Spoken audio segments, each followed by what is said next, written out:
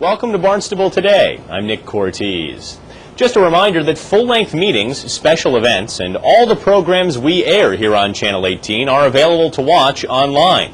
You can check them out at town.barnstable.ma.us. Town councilors will have a full agenda to work through when they meet this Thursday at 7 p.m. in the Town Hall hearing room, although what's likely to generate the most conversation are the implementing regulations for the Craigville Beach District of Critical Planning Concern. The regulations have been batted back and forth between residents, town staff, and county government for over 2 years, and now a final vote on the regulations could come Thursday night. For more on the DCPC and the rest of the council's agenda, we sat down with Assistant Town Manager Tom Lynch for a preview of Thursday night's meeting. We're joined now on Barnstable Today by an old friend of the program, and we haven't talked to him in a while because, well, the town council has not met in a while. But here to talk with us about the town council meeting coming up this Thursday is Assistant Town Manager Tom Lynch. Good morning, Tom. Good morning. How are you doing, Nick? I'm doing very well. So let's talk about what appears on this agenda today. And obviously the big thing coming up on Thursday night is the council's consideration of the renominated District of Critical Planning Concern and the implementing regulations. This is something that has come up numerous times over the course of the past several years here in the town of Barnstable. But now that it's coming back again, why don't we first start off with a quick explanation of what it is and how it would work. I think for people in following this, particularly the residents of the village of Centerville, this started back in 2008 when the Civic Association and others proposed that we should look at a District of Critical Planning Concern because some of the rapid growth that they were seeing and buildings that were 2 and 3 stories high that were really changing the character of the Craigville Beach area, and they wanted to say for historic and ecological and a whole variety of reasons they'd like to see that area stay as it was. So a lot of the building, I think, and a couple of significant properties generated that we've got to do something about this. So they appealed to the council to look for a District of Critical Planning Concern. That's been in effect. We had a vote some time ago. We got in the village district. They had worked out the zoning and the implementing regulations for that, and so that's been put in place for a while. And now this is coming back to us after having been sent back to the Cape Cod Commission, and now it's back before us.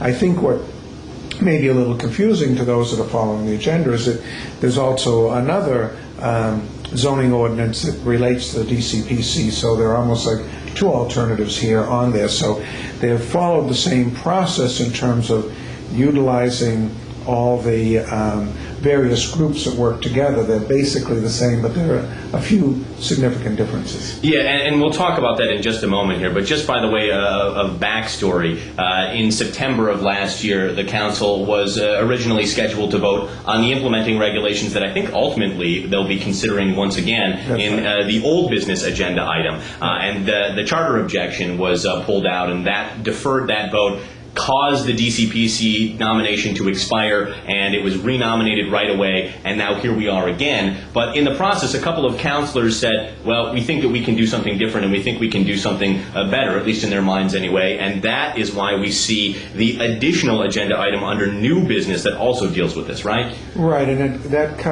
puts in some grandfathering provisions, and as they indicate in their analysis of it, talk about it giving greater local control than perhaps the implementing regulations would be. So fortunately, that will be sorted out by the planning board because the second DCPC item will be referred to the planning board for a public hearing so people can hear how that goes. So we'll see how the debate goes on Thursday night on the first item, and how people respond to whether they move forward with these implementing regulations or hold back until they see what the other proposal is. Now, Tom, obviously you have a dual role. You sit on the County Assembly of Delegates as well, and so being involved in county government as you are, this would be the second time that these implementing regulations would come to the council to be approved or to not be. I wonder if you can gauge, let's say, the patience of the Cape Cod Commission or county government in general for this, because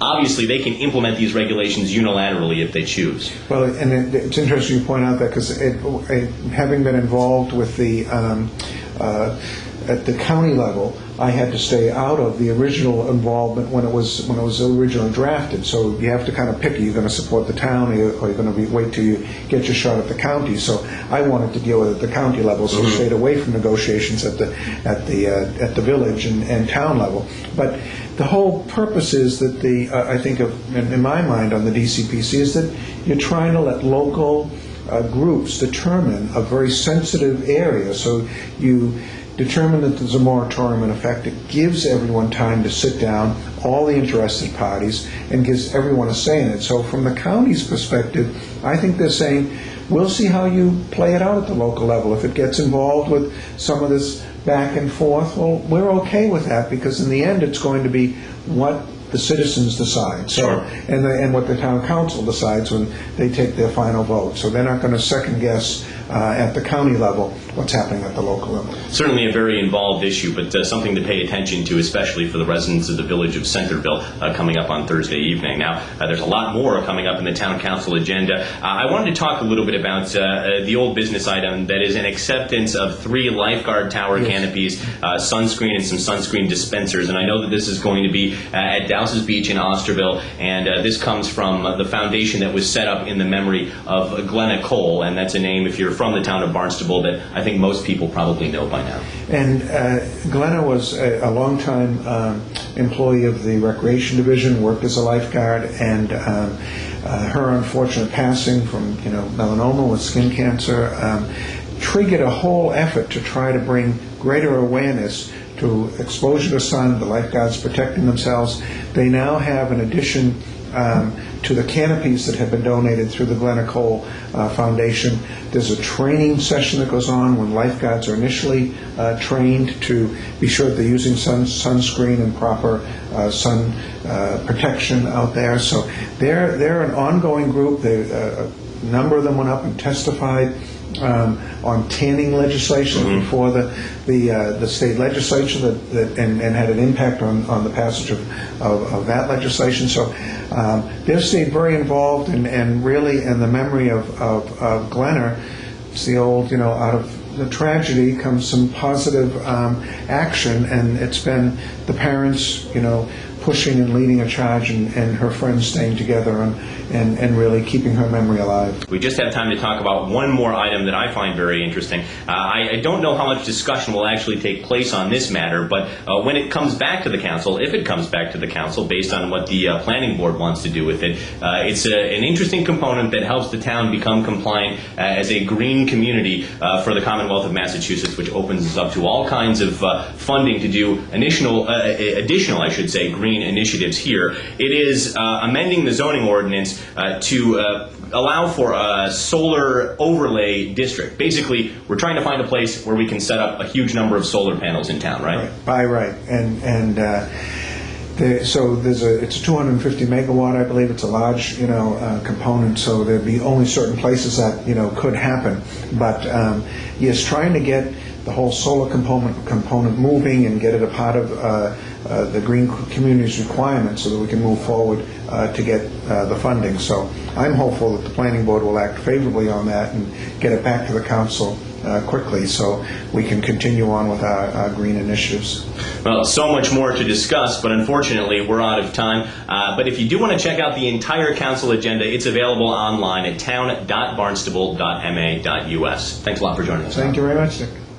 There's one other meeting left before the council convenes on Thursday night. The Hyannis Main Street Waterfront Historic District Commission meets at 7 o'clock this evening in the Selectmen's Conference Room. And again, the Town Council will meet at 7 o'clock tomorrow night in the Town Hall Hearing Room.